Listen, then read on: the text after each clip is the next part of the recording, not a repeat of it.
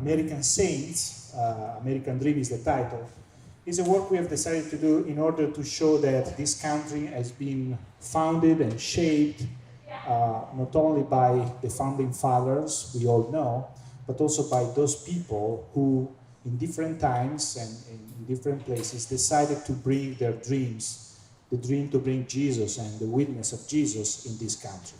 We will talk about a big area, and we will go through 4 centuries. We will start in the 17th century and we will end up in the 20th century.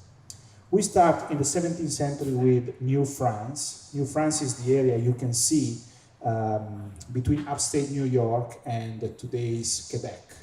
And in this place, during the 17th century, 8 French Jesuits has been martyred, has been killed by local populations. In particular, they came to this area to evangelize the Hurons, a population, the one that is marked in green, and at a certain point, another population, the Iroquois, started a war against the Hurons, and many of the Hurons, but all of the Jesuits who were present there, were killed, were martyred. And we will hear about their witness. Now, just to give you the context of what is New France. In the 16th century, Jacques Cartier, a French explorer, talked about this country in this way. This is the land God gave to Cain. In the same period, a little bit later, one of our Jesuits described this land in a completely different fashion. If to me Canada is a holy temple and a most sacred spot that God has built for me in this world, the Huron region is its holy of holies. This is the field from which our fathers hope to reap the richest harvest of all the places where we are working. Now, what we want to show is, in this first part of the exhibit, is why the Jesuits could talk about this land, was probably not a welcoming land in this way. And among the 8 Jesuits, we decided to introduce one of them, Jean de Brebeuf. Jean de Brebeuf was the founder of the mission in New France. He was a professor in France and decided to leave for the New World. He was a big man, bigger than I am, and the local people called him the Big Tree because he was, was strong and big, and he was a very smart intellectual. But at the same time, he was capable to care and to love for the local population. Now, we will listen to some of his letters in the way in which he was dealing with the native people. We must love these people with our whole heart, looking on them as redeemed by the blood of the Son of God, and as our brothers with whom we will be spending the rest of our lives. Brebeuf decided to study the Huron language, and he was the author of the first grammar of the Huron language. You have to imagine a language that was only oral, that became a written language because of this French guy who came to New France. And now we will listen to a letter in which he was addressing his companions. Imagine all those people were professors and intellectuals coming from France, telling them what was the attitude, what was the approach they have to use when coming to New France. Instead of being a great master and great theologian, as in France, you must reckon on being here a humble scholar, and then, good God, with what masters, women, little children, and all the savages. The Huron language will be your St. Thomas and your Aristotle. And clever man as you are, and speaking glibly among learned and capable persons, you must make up your mind to be for a long time mute among the Indians. You will have accomplished much if at the end of a considerable time you begin to stammer a little.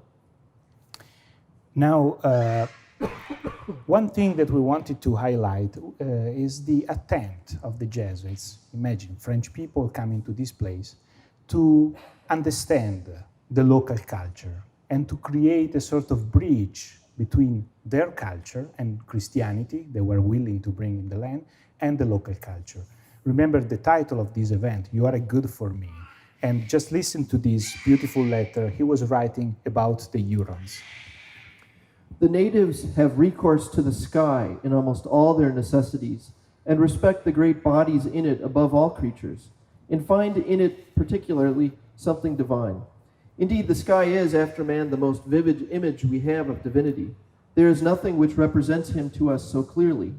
We remark God's omnipotence in all the prodigious effects they cause here below, God's immensity in their vast extent, God's wisdom in the order of their movements, God's goodness in the benign influences they shed continually over all creatures, and God's beauty in the sun and in the aspect of the stars. I say this to show how easy it will be, with time and divine aid, to lead these peoples to the knowledge of their Creator, since they already honor so especially a creature which is so perfect an image of Him. So they decided to use this connection as a possible bridge. And the first converts came. And we will listen now to a letter that Preboth wrote about one of them, a Huron who decided to convert to Catholicism, was baptized, and took the name of Joseph. Some of our Frenchmen must here correct the notion they have had of our Indians, imagining them as ferocious beasts having nothing human about them save the exterior formation of the body. Joseph, whose heart God has touched, is in no respect inferior to the most zealous Catholic of France. His constancy and goodness has made him and all his family remarkable, not only to the people of the village, but also to the whole country, so that they talk about him very differently. The most reasonable have admired him, and are admiring him still more every day. Others ridicule and mock him. There were two main problems, two main issues, two main difficulties they had to face.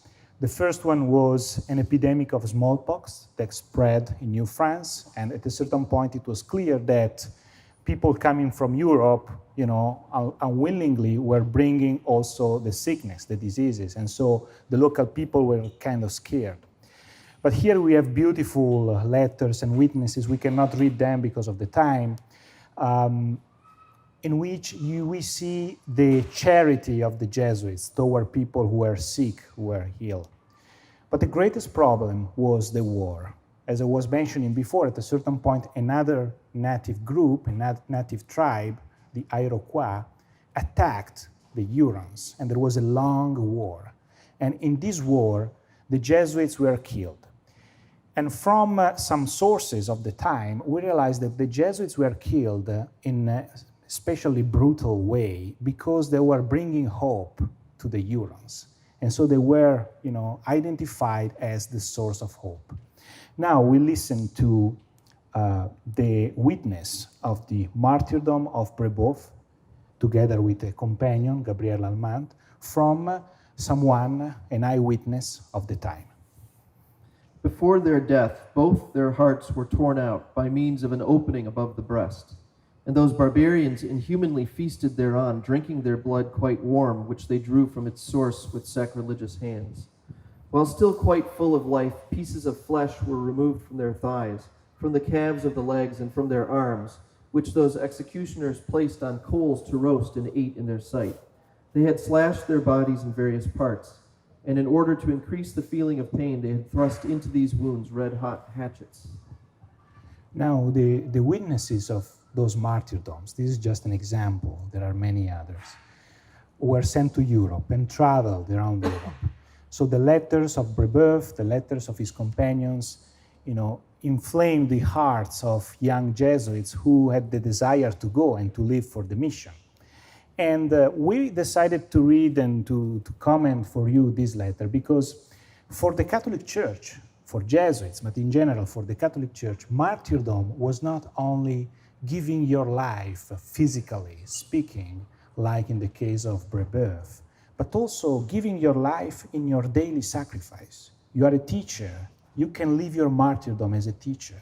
You are a preacher, you are a missionary, you are a confessor.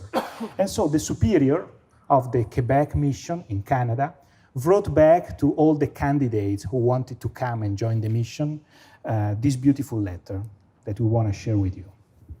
It is better, in my opinion, while one is still in France, not to think either of the Hurons or of any other Indian tribes, or even of converting the savages, but to take up the cross wherever Jesus Christ shall offer it to us.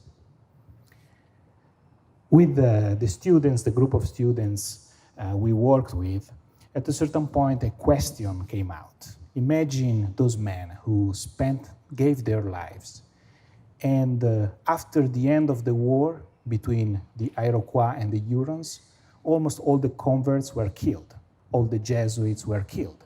So the students came out with a question, what is the utility of this mission?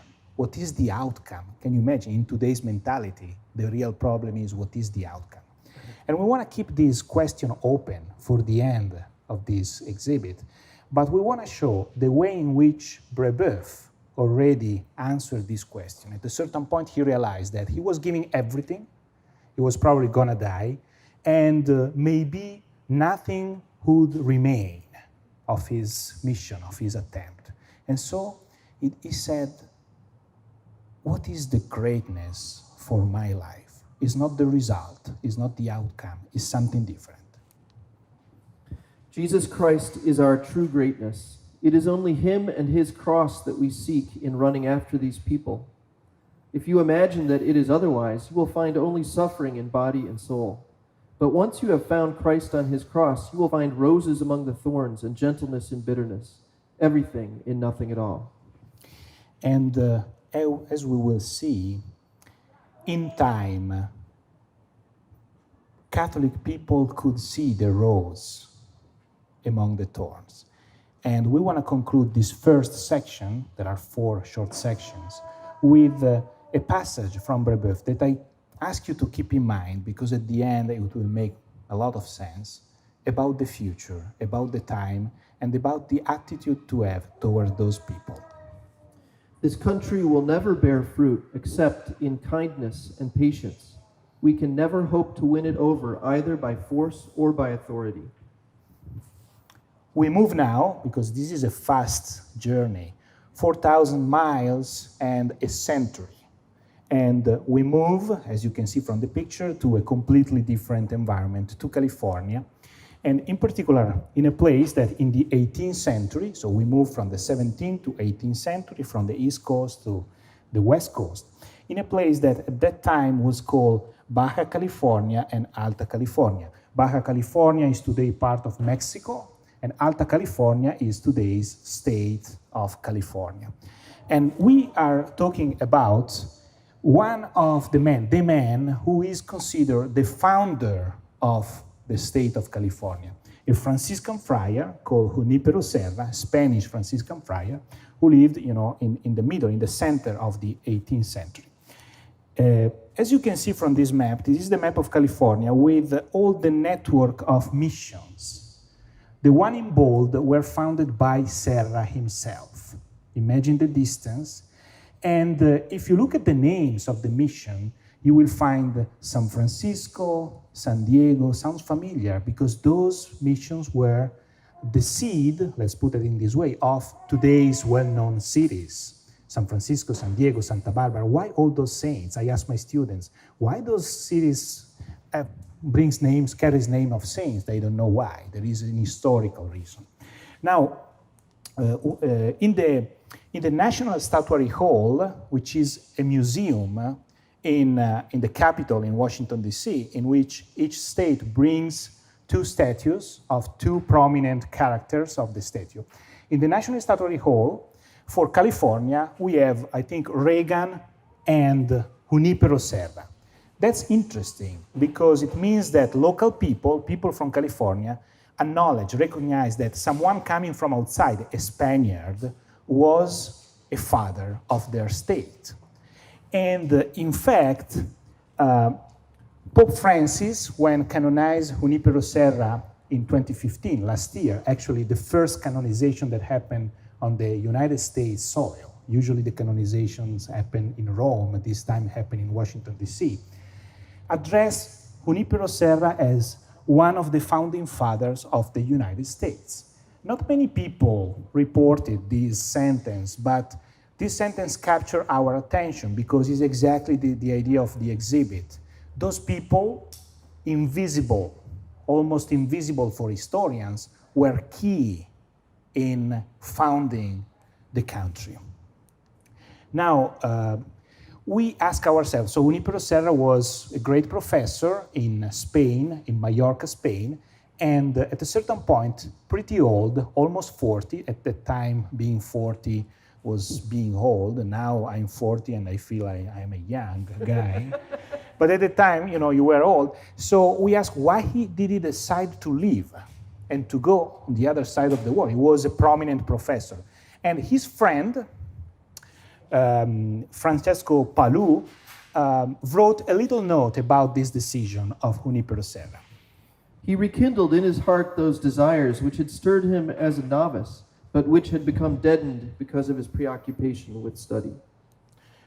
Now, Junipero Serra left Mallorca, and he didn't have the courage to tell his parents that he was leaving. At that time, the decision to leave meant to live forever. So, leaving for the other side of the ocean meant, I will not see you anymore. I will see you in heaven. So, he didn't have the courage to tell his parents directly, so he wrote a letter to his cousin, asking his cousin to inform his parents that he was going to live forever.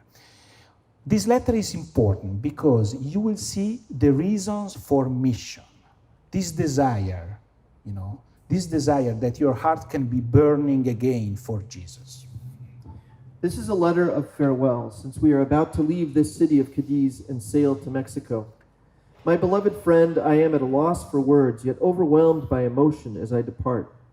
I beg you once again to comfort my parents. I know they will be greatly affected by my leaving. I wish I could instill in them the great joy that I am experiencing, because I believe they would urge me to go forward and never turn back. They should realize that the role of apostolic preacher is so much more when it is put into practice. This is the most they could hope for, that is, to see me fulfill my responsibilities well. Tell them that I'm still sick at the thought of not being able to live with them as before, and not to be able to console them. But our first duty is to do the will of God and to bring it to completion. I remember my father had that very serious illness, and they gave him the last rites. At that time, I was already a religious and was attending to him, thinking that he was dying. When he and I were alone, he told me, "My son, what I want from you is for you to be a good religious of the Padre San Francisco." Well, Father, know that those words are never far from my thoughts, as if I heard you utter them at this very instant. And also know that I have undertaken this path to try to become a good religious. Don't be sad because I am doing that which you desired, which also is the will of God. So Serra from Mallorca landed in Veracruz and then Mexico City. And then, ironically, in Mexico City, they needed a professor, so he kept him there for more than 10 years as a professor.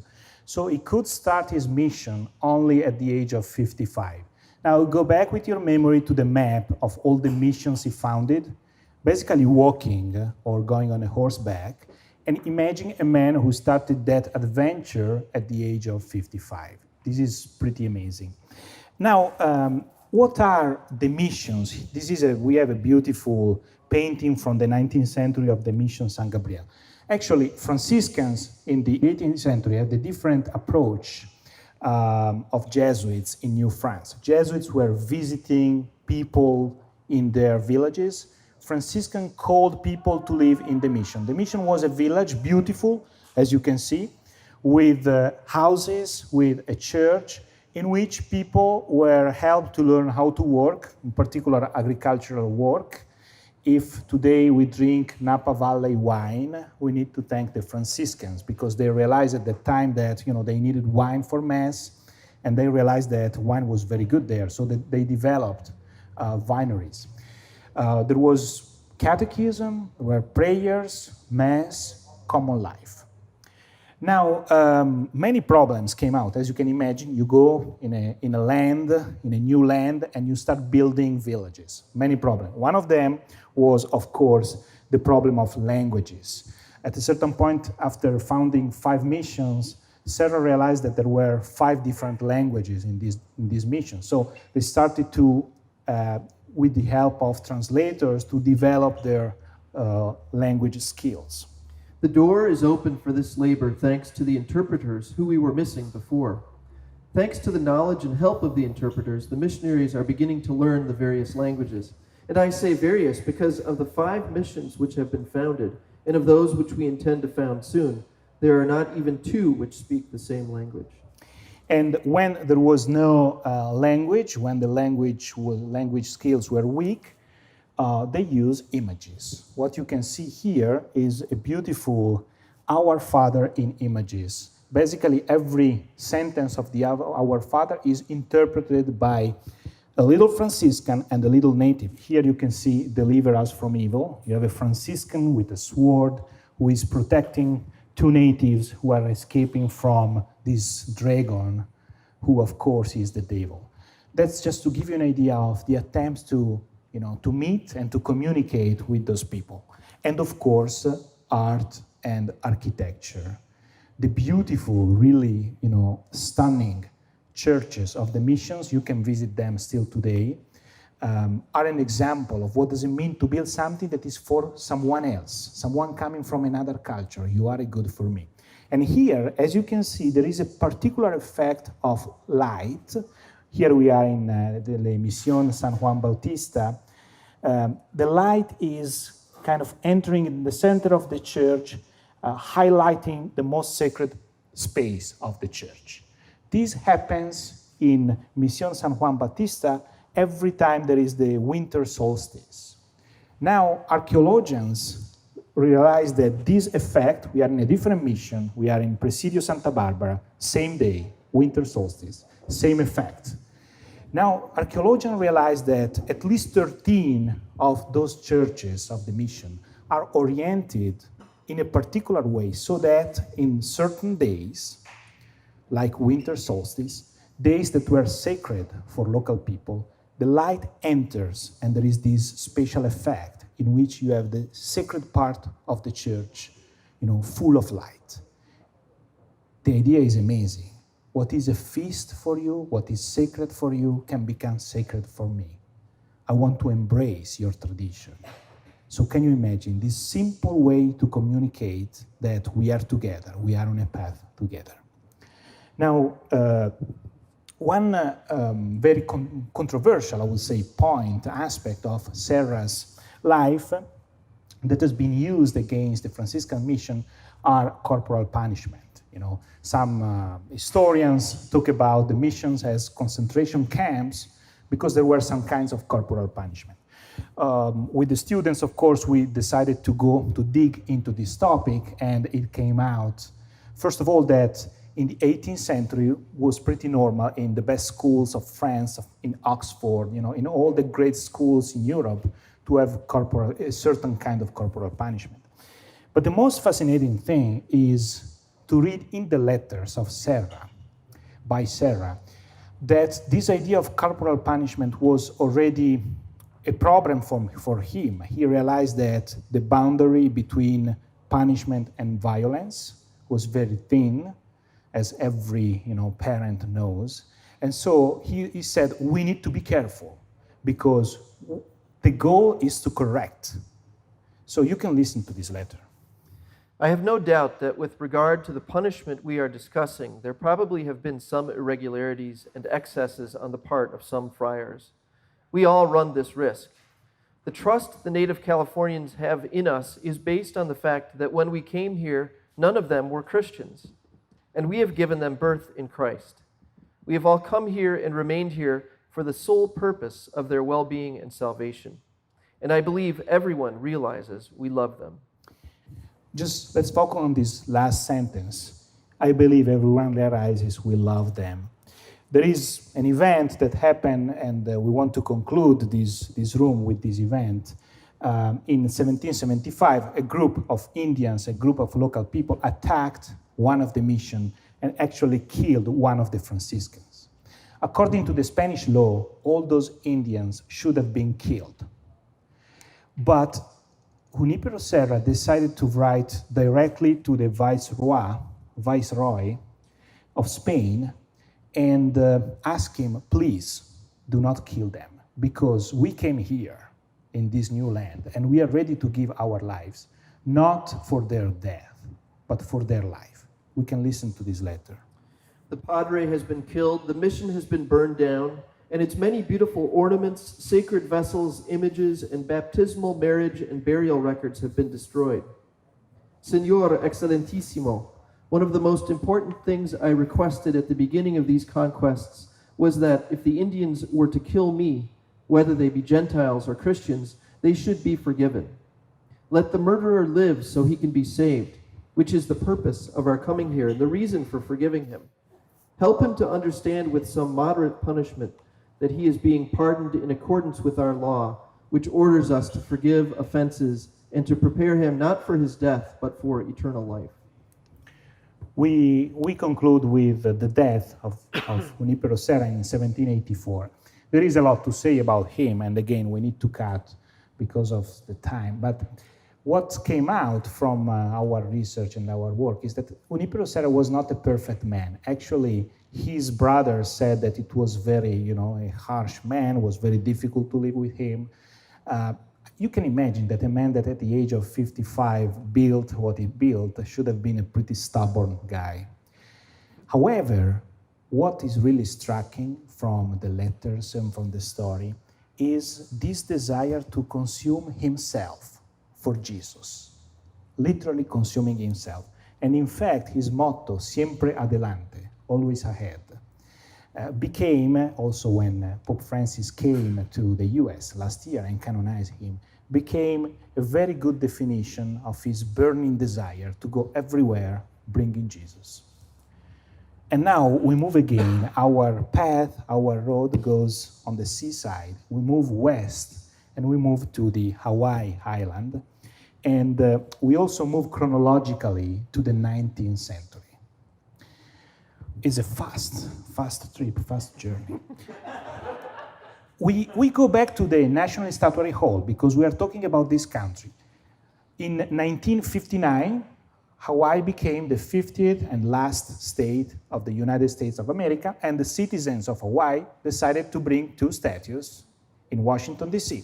One of them is this king, this guy, his name is Kamehameha the First, the Great, is the first king of Hawaii, and we can understand that. And then we have another statue, actually pretty ugly, the statue of a Belgian, Flemish missionary from the 18th century, mid-19th century, who went to Hawaii and took care of the lepers in Hawaii and died of leprosy. His name is Damien De Versta. And again, someone coming from outside is considered by the citizens of the state as a founder, as a figure that is important, remarkable for the story of the state. A few words about Damien De Versta. He was born in nearby Louvain. He from a family of, very, very humble family of farmers. He worked in the farm. At a certain point, he was struck by the homily of a missionary. So sometimes homilies are useful.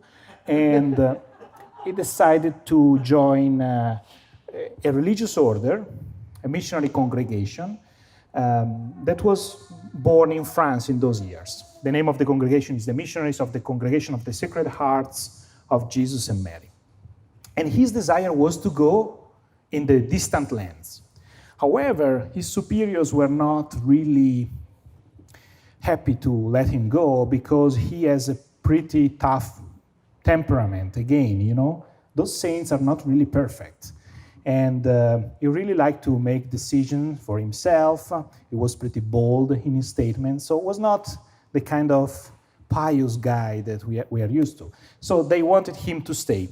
However, his brother, Pamphile, who was in the same religious order, was sent. They told him that he was destined to Hawaii for mission, but he got sick. And so Damien wrote a letter to the superior in Rome, kind of bypassing the local superiors, asking him, please, let me go. I will substitute my brother. And the general superior was so struck by a young man, imagine we are talking about a 24-year-old guy, who was so passionate and wanted to go. And so, in about 5 months, again, think about a Belgian farmer who decides to go to Hawaii, 5 months on the sea, and after this trip, he arrived to Honolulu. Now, we will listen to the letters he wrote during his mission to his brother Pamphile. The first one is a description of this absolutely new place. My dear brother, I am sorry I am neither a poet nor a writer to send you a good description of my new country, so I shall content myself with saying a few words about it. Our archipelago lies on the border of the tropics between 21 and 23 degrees north from the equator. For 2 months, June and July, we have the sun directly over our heads. Still, the heat is not so great as I thought. The climate is delightful, so that strangers easily become accustomed to it and generally enjoy better health here than in their own country. The archipelago is made up of 8 islands, 4 of which are large and 4 small. Hawaii, the one on which I am stationed, is larger than all the others together. It is as large as Belgium, if not larger. In the center are 3 volcanoes, 2 of which appear to be extinct. The third is still active, and it is in its neighborhood that Providence has destined me to be placed. From one end of my district to the other, you have to walk on lava, that is, the stone and iron that the immense heat of the volcano has melted at different times and caused to flow towards the sea. It is impossible to describe the immeasurable happiness of a missionary when he sees his new land, which every day he will soak with his sweat for the sake of conquering wild souls for God. And Damien was ordered a priest in Honolulu, Hawaii, a pretty new experience for him. My dear brother, last Saturday we were ordained priests, and the next day said our first masses in the Cathedral of Honolulu. Recall the feelings you yourself experienced the day you had the happiness to stand at the altar for the first time to offer the divine victim of our salvation. Mine were the same with this difference, that you were surrounded by friends and brothers in religion, while I was surrounded by children, recent converts, who had come from all parts to see their new spiritual fathers, whose arrival they had so long desired. So for 9 years, about 9 years, Damien worked in Hawaii, in the island of Hawaii, nearby Honolulu, and we have those beautiful letters of, again, you are a good for me. This man who was trying to learn the language, who loved the Hawaiian food, who became pretty fluent in the local language. The local people called the Kanakas, the Kanaki, couldn't pronounce his name, so they call him Kamiano because they couldn't pronounce the sound D, Damien. And you see the passion of this man for the people there. But something happened after 9 years that was a sort of watershed for his life. In the archipelagos of Hawaii, as you know, these are all the little islands of Hawaii. Leprosy started to spread, coming probably from China. It was a time of immigration from China. And the king of Hawaii decided to send all the lepers in one of the small islands, the Molokai, because in this way, you know, it was trying to prevent the spreading of the illness, of the sickness. However, you have to imagine this place, we are in a time in which leprosy is considered an incurable sickness. So there is no solution. So people are there just waiting for death with no hope. And so the condition of the place, of the so-called Lazzaretto, was terrible. A newspaper, at a certain point, was described in a long article the terrible, dramatic situation of this place. And the article ended with a sort of appeal. And if a Christian noble in spirit, whether a Catholic priest or Protestant pastor or sister, has felt inspired to offer his life for the consolation of these poor people, a soul so regal would shine forever on a throne founded on love for man. And the superiors of Damien decided, we cannot send anyone, because if you send someone in this place, this person cannot leave because of the law, and so will spend the entire life there. It's too much. But Damien decided to volunteer and to go. And now, what we will listen to now are his letters from Molokai, a place in which he was the only known leper among the lepers, a place of desolation, of sorrow.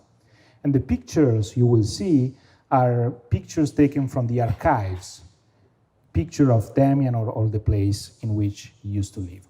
Let's listen to the letter to his brother as soon as he arrived in Molokai. My dear brother, God has deigned to choose your unworthy brother to assist the poor people attacked by that terrible malady so often mentioned in the gospel, leprosy. For the last 10 years, this plague has been spreading in the islands, and at last the government felt itself obliged to isolate those affected with it. Shut up in a corner of the island of Molokai, between inaccessible cliffs and the sea, these unfortunate creatures are condemned to perpetual exile. Out of 2,000 in all who have been sent here, some 800 are still living, and among them a certain number of Catholics. A priest was wanted, but here was a difficulty, for as all communication was forbidden with the rest of the islands, a priest who should be placed here must consider himself shut up with the lepers for the rest of his life. And our superior declared that he would not impose this sacrifice on any of us. So I offered myself. Consequently, on the 11th of last May, a steamer landed me here, together with a batch of 50 lepers whom the authorities had collected in the island of Hawaii. The letters from Molokai are not, ideal letters of the beauty of the mission, are letters of a man who is suffering, the disgust of death, the smell of death. People, without the hands or without the foot. This was a consequence of the sickness. So we can see really a man struggling against the terrible condition. Let's listen to one of these letters. Leprosy, as far as is known, is incurable. It seems to begin by a corruption of the blood. Discolored patches appear on the skin, especially on the cheeks, and the parts affected lose their feeling. After a time, this discoloration covers the whole body. Then ulcers begin to open, chiefly at the extremities. The flesh is eaten away and gives out a fetid odor. Even the breath of the leper becomes so foul that the air around is poisoned with it. I have had great difficulty in getting accustomed to such an atmosphere. One day at the Sunday Mass, I found myself so stifled that I thought I must leave the altar to breathe a little of the outer air. But I restrained myself, thinking of our Lord when he commanded them to open the grave of Lazarus, notwithstanding Martha's words, "By now there will be a stench." Now my sense of smell does not cause me so much inconvenience, and I enter the huts of the lepers without difficulty. Sometimes, indeed, I still feel some repugnance when I have to hear the confessions of those near their end whose wounds are full of maggots. Often also I scarce know how to administer extreme unction, when both hands and feet are nothing but raw wounds. And here you can see Damien with some lepers' children. He was really, attached, fond of children who were often alone. Their family died and they were there alone. Now, step by step, we were able to follow his life, month after month after month. He was able to overcome this initial disgust and started to share his life with the lepers.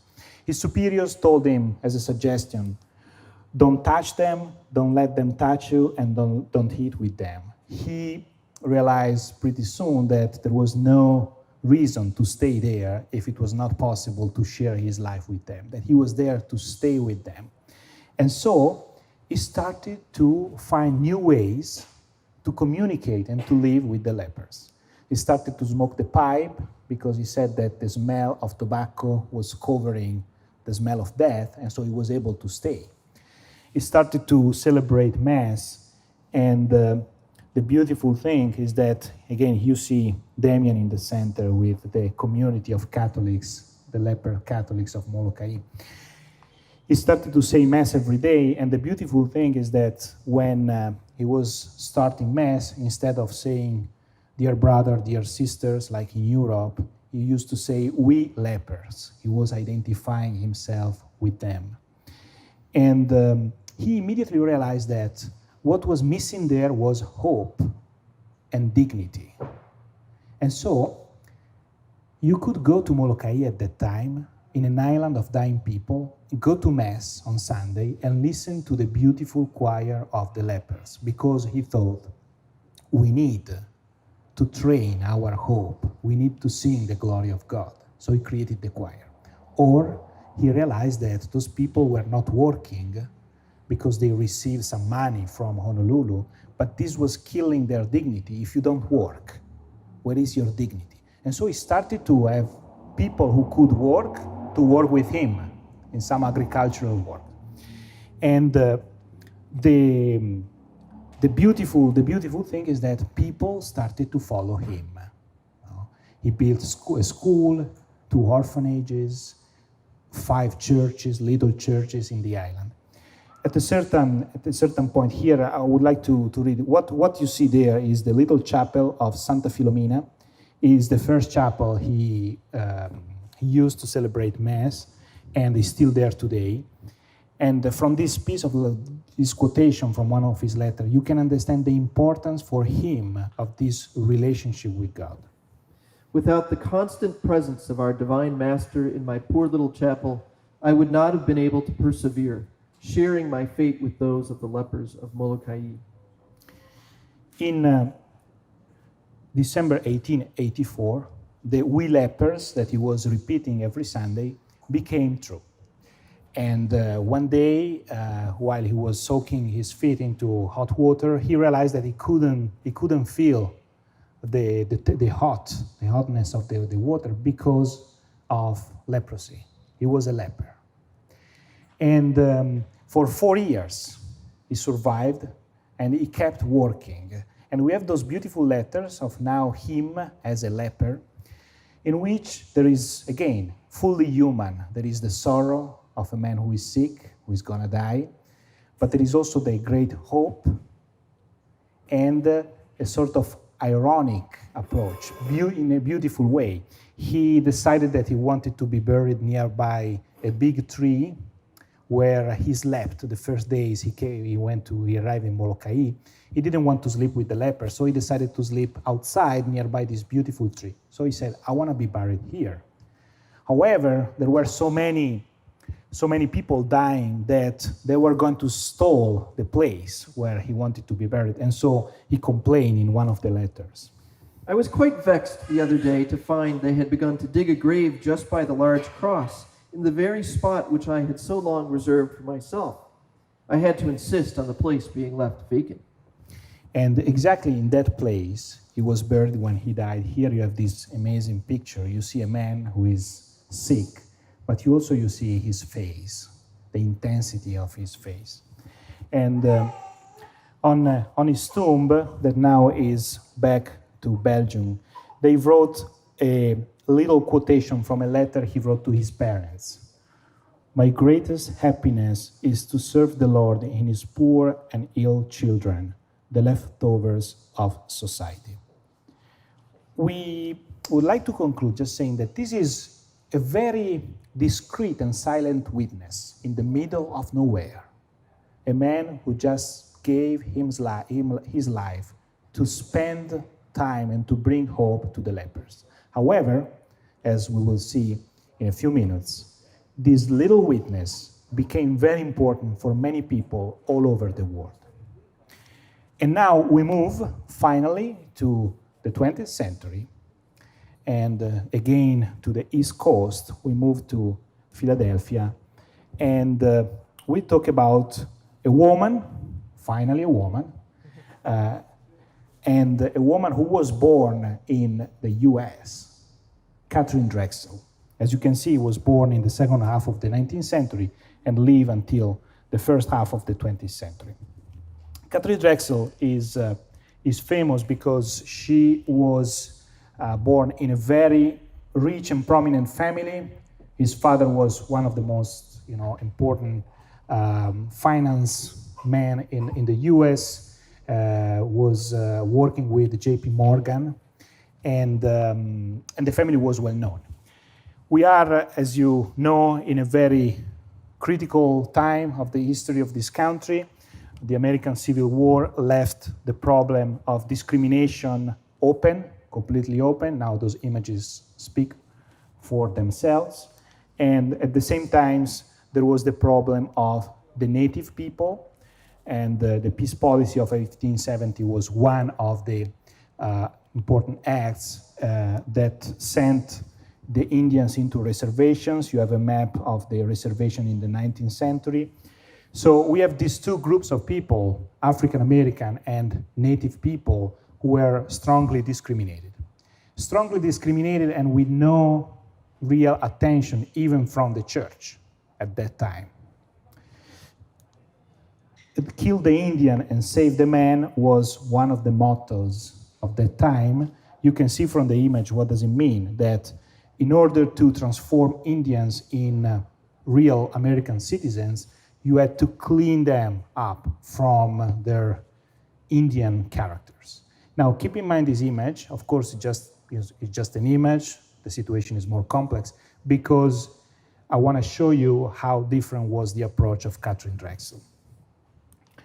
Now, Kathryn Drexel was a rich young girl from this rich family, a family that was also very Catholic in a discreet but powerful way. Her father was helping a lot of people in Philadelphia. When her mother died, they realized that she was paying the housing for more than 100 families without saying anything. So she soaked this idea of charity since she was a kid. And we decided to read her private diary that now is published to understand what kind of girl was she. And what you can see, just to be short, is a normal person, love for traveling. She went to Paris. She loved beautiful dresses, hats, but at the same time with this desire to do something great with her life. What can I do with my life? I resolve that during the next year I shall try to overcome impurity, pride, and vanity, to speak French, to pay attention to prayers and to studies, to read a life of a saint, to try to go to confession less as if it were going to an execution, and during the day to offer up all my actions to God every time the clock strikes. And at the same time, the drama of a person who really wanted to understand what is my vocation. To the extent that I can read my own heart, I am not happy. I have a void within that only God could fill. Now, the question about my own state of life resolves itself, I think, in this. What can I do for God's greater glory and service? To tell the truth, it appears to me that God calls me to the religious life. Please tell me, dear Father, what should I do to save my own soul, to save as many souls as possible, to devote myself and all that I have to God and to His church? Everything, there is no exception, ends and will end. The only important question, whose solution determines how one's life has been spent, is the state of my soul at the moment of death. Infinite unhappiness or infinite happiness. There is no middle path, it's one or the other. Now you can see from the tone of those letters how dramatic she was. The interlocutor is James O'Connor, was the Bishop of Omaha, Nebraska, who was his spiritual director and who wrote to her about the situation of Indians. In Omaha, Nebraska, there were Indian reservations. So she started to be, to become familiar with the situation of Indians through Bishop O'Connor. This drama, what can I do? Contemplative life, active life, living in the world, becoming religious, went on and on and on. At a certain point, we are in 1887, during a trip to Europe, the Drexel family, had the opportunity of a private audience with Pope Leo XIII. And Kathryn Drexel, at a certain point, decided to kneel in front of the Pope and told him, "Dear Pope, please send missionaries for African American and Indian peoples," because she was really wounded by their situation. So she wanted the Pope to do something for that. And a few years later, she described what was the answer of the Pope that was pretty shocking for her. To my astonishment, His Holiness responded, "Why not, my child, yourself become a missionary?" This answer of the Pope led Kathryn, wordless, speechless. And she said that when she was going back to the US on the ship, she was crying all the time. And this drama, was not resolved. But the idea was, what is the Pope telling me? Is this a sign from God? And only a few years later, we need to cut some pieces of the story. Only a few years later, she realized that she was called to create a new religious order. That in the name was bringing the two aspects of her life.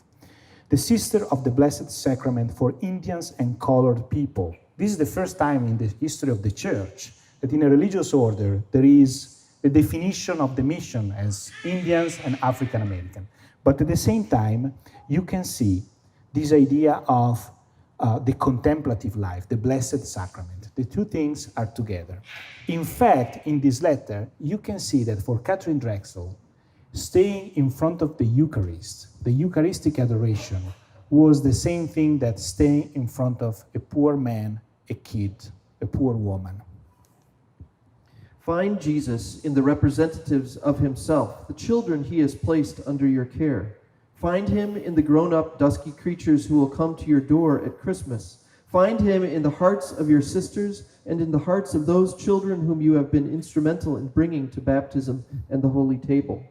Thus, Jesus will be praised and served by you everywhere and in all. And in the following years, we have the great mission of Kathryn Drexel and her sister. The stars you see are just the main foundations. We are talking about missions, schools, churches, colleges, and Center of Professional Formation for African American and Indians. Let me give you a couple of examples. We are in 1902. This is the first school created by a Catholic religious order for the Navajo Indians in Arizona. And the idea that Kathryn had is very different from kill the Indian and save the man. It's exactly the opposite.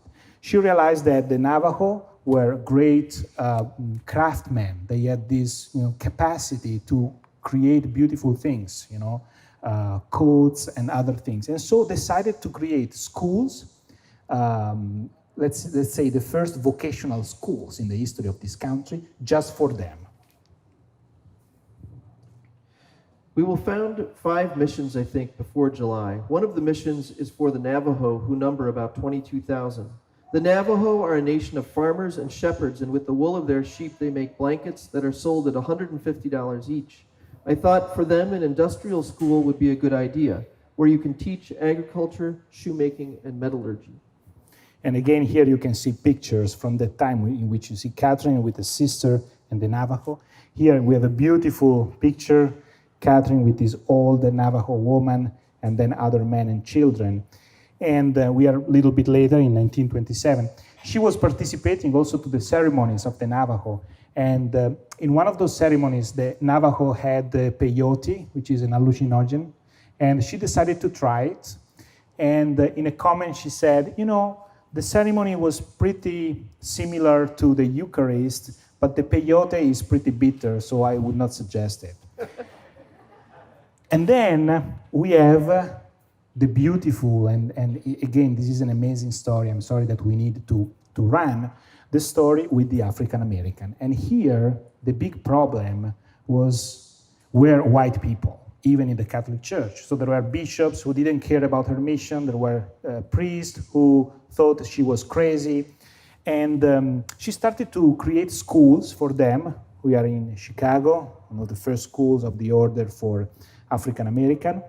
And what happened usually, in particular in the states of the South, is that when she was very good in dealing with money coming from that family. And when she bought a new building, everyone understood that she was going to build a school for African American, and they didn't allow her to do that. So she usually bought buildings with fake names or sending other people to buy buildings. However, sometimes they were able to stop her. And this is a beautiful quotation because she was saying, also Jesus Christ was not welcome. So from this experience, we can learn to love more Jesus. Sometimes it is fitting that we find no place for us or for our work. The cave of Bethlehem was once the great teacher of the world. We must never neglect to think of him with whom we are proud to be in love. We must also be enamored of his humiliation. In 1920, the Ku Klux Klan in Texas threatened to destroy one of the schools of Kathryn Drexel. And so Kathryn Drexel decided that the priest should have some bodyguards, because priests are important. The nuns didn't need bodyguards because they had God. And they asked the nun to pray. And a little hurricane destroyed, little tornado destroyed the headquarters of the Ku Klux Klan, and so the school was safe. This is what she wrote in the letter. And we want to conclude with probably the most fascinating example of this desire, you are good for me, desire to build with the other and for the other. Of course, she was founding those schools for African American, but she needed teachers. And in order to have teachers for African American, you need to have a university. She founded the first university in the country, we are in 1915, for African American. Xavier University in New Orleans is an existing university still today. There are about 3,000 students. It started as a very humble high school, but in a few years, here you can see the class of 1933 became a real university. And she went back to school at the age of 62 or 63 in order to get a degree in education with other nuns, just to have an idea of what happened at that time. At the age of 70, Kathryn Drexel had an heart attack, a stroke. And she survived the stroke, but she had to stay on a wheelchair, so she had to change completely her life. Imagine a woman who was traveling all the time, was dealing with money, building schools. And he lived for other 20 years. He died at the age of 90-something. In this period, she didn't write much, but there are some beautiful letters. And one of them was, for those 20 years, she dedicated to the contemplation, what she desired when she was a young woman. And in one of those letters, she wrote, finally, and in this finally there was the entire life that we have seen so fast. Finally, I learned what does it mean to pray. Which is beautiful. We conclude with a letter that Kathryn wrote to the nuns, to her sisters, after visiting a mission to the Navajo Indians. She said, when I saw you, I realized that God is fulfilling my desires. And our desires are very important, are very precious, because it's God who is putting the desires in our heart, and God is answering those desires. Do you know it seemed like the realization of years, yes, longings of the last 15 years? When I looked at you, the virgin mothers of the poor Navajos, my heart was full of gratitude to God because he had, beyond all expectations, fulfilled the desire he himself had given me to do something for these poor pagans. And so on this visit, I looked up in wonder at God's wonderful ways and thought how little we imagine what may be the result of listening and acting on a desire he puts into the heart. If he puts it into the heart, he will bless it, if we try to act upon it, and great will be the effect before God. We have now 5 minutes to conclude, and the conclusion is, so what? So what for today? And we would like to comment a sentence that Benedict XVI recently said, even when they are few in number, saints change the world, and great saints remain as forces for change throughout history. With our students, we said, what does it mean that they remain throughout history? We have seen, we started in the 17th century, we arrived in the 20th century. What about today? We have 3 points, but very fast. Suzanne, don't worry. The first one is the how of saints' witness. The second will be the what of saints' witness. And the third will be the when of saints' witnesses. The how as a subtitle, the passing of the baton. And, this is just to say that we left our Preboth with the question, what is the outcome? After a few years, the Iroquois, the people who killed the Catholic Hurons and the Jesuits, made peace with the Hurons, and some of them converted, and among them was born the first Native American saint, Te Katuita, a woman who died very young, but whose witness in a simple daily life became crucial for the Mohawk people. The Mohawk are a sort of group of Iroquois, and became important also for Jesuits. So people started to go to pilgrimage to her tomb. But this is not the only thing. Preboth who died apparently without fruits, was the beginning of a new people. In the 19th century, end of the 18th century, beginning of the 19th century, a group of Iroquois decided to move to the center of America, to the Rocky Mountains, and some of them were Catholic, and some of them met new tribes of Indian, like the Flathead.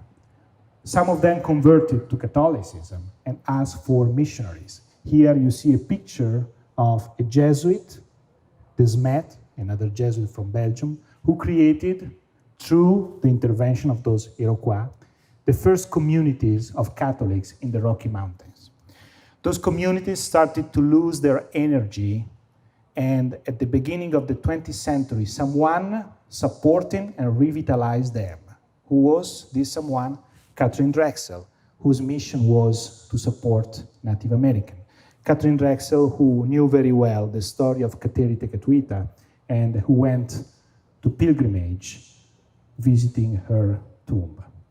We can see that from the 17th century to the 20th century, from the East Coast to the West Coast, there is a sort of continuity. The fruits of martyrdom are not immediate, but in the long history of the church, you can see them. It was right, our Preboth, when he said, "This country will never bear fruit except in kindness and patience." Second point, the what of the saints' witness. I am Christ. And here, we will be very short, but there is a lot more to say, and I'm sorry that we need to cut. The idea is, what were those saints communicating? Not their personality, not how smart they were, but the encounter with Jesus they had. And we can see that from some of those, some episodes we will tell you now.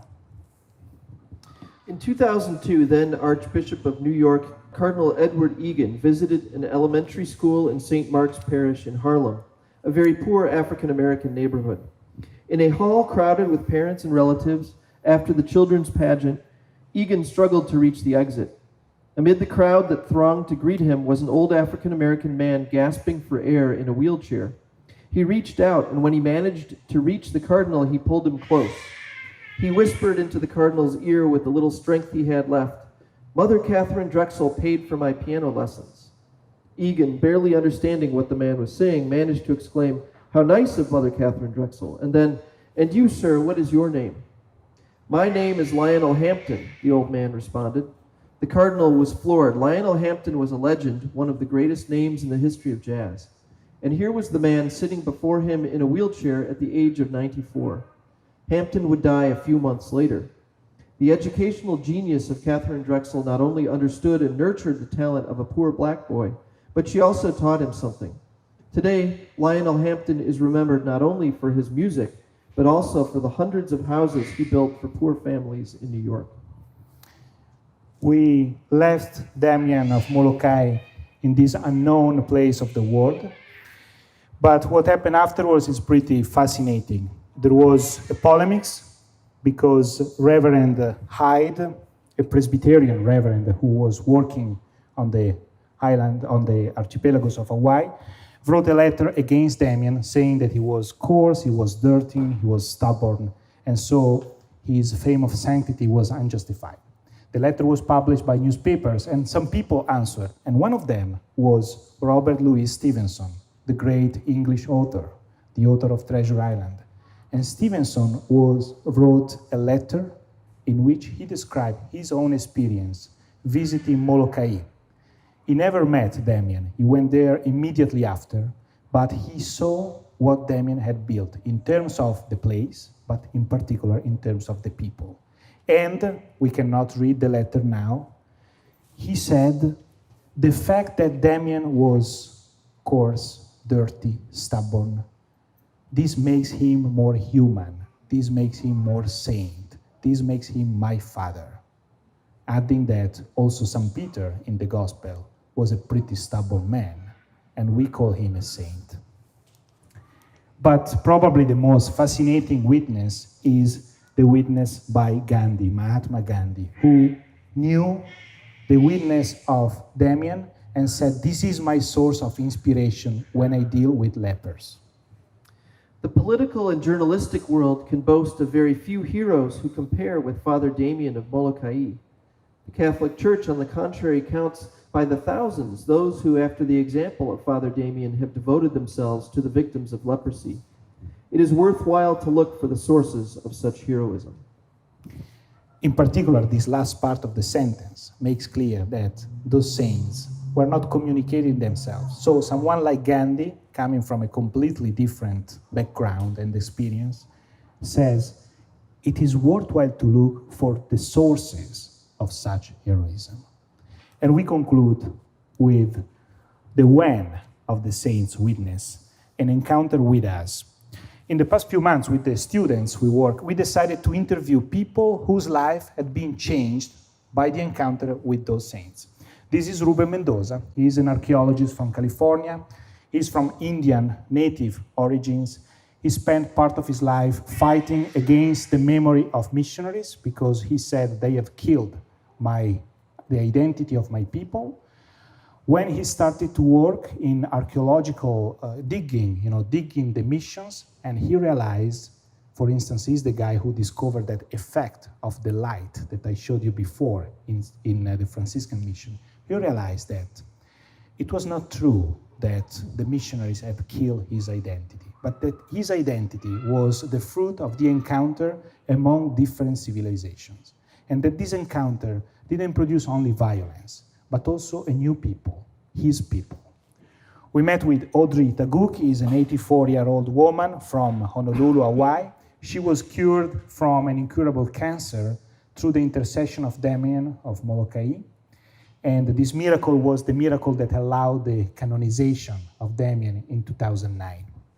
She wrote us a beautiful letter telling us her story. We met Joy Vosatek. Her family was saved, as she told us, by the genius of Kathryn Drexel. Her mother was an orphan. She was with a religious order. At that time, religious order taught orphan women, to become waitresses, to serve in the houses, but this woman was very smart, so she escaped. Kathryn Drexel decided to take her. She was not African American, as you can see, she was not Indian, to take her, to educate her. She became a nurse, and these create a sort of harmony in her life and in the family. And so Joy told us that her mother was bringing her to visit this old woman on a wheelchair and telling her she is a saint, and Joy couldn't understand at the time, but now she told us, now I understand. And then we went to Kanawake, Montreal. I was there with a group of students from Canada. We participated to a mass in Mohawk, with Mohawk readings, with Mohawk songs, with the ceremony of the head of the Mohawk tribe. You could tell that Christianity there is a Mohawk event, and that what happened with Kateri Te Katuita is still alive today in this place. And so we decided to look at this question. What does it mean today? What all those beautiful stories can tell us today? And we realize with a lot of surprise that all those saints, most of those saints, have been canonized in the last 15 years. So has been presented by the church as an example in the last 15 years for today. We start with the martyrdom, that is not only the martyrdom of Preboth and his companions, but is the martyrdom of the daily life of Kateri Te Katuita. During the canonization of Kateri Te Katuita, 2012, Pope Benedict says something a sentence that we could put in our offices or in our laptops. Kateri teaches us to live where we are, loving Jesus without denying who we are. And then Serra canonized last year by Pope Francis, and Pope Francis said that this burning desire to go to mission in order to have his heart alive again, not to be anesthetized, is something that we should do. We are called to go outside, because otherwise our heart will be anesthetized too. Damien, canonized in 2009 by Benedict XVI. During the canonization, the Pope said, we should look for our lepers today. Who are our lepers? Those people are waiting for our charity and not for our generosity. And finally, the question that the Pope, Leo XIII, asked to Kathryn Drexel. Why don't you go? What about you? When the Pope Francis came last year visiting the US, he spent a lot of time repeating this question and quoting her. What about you? I encourage you to be renewed in the joy and wonder of that first encounter with Jesus, and to draw from that joy, renew fidelity and strength. And we conclude with this simple idea, thinking about the joy of the encounter with Jesus. When we start working on the exhibit, our students, you have to imagine, students today, 2016, felt a great distance between them and those saints. The language is different, the culture is different, but also the distance of their heroic and great lives compared to our little poor lives. However, at the end, after working, reading, becoming friends with those saints, they said, now we don't feel this distance. Now we feel close because we have in common the most important thing, the desire to stay with Jesus, the desire to be with Jesus, or to use a sentence that is very dear to many of us, the desire to be attached, to be glued to Jesus. And we conclude here.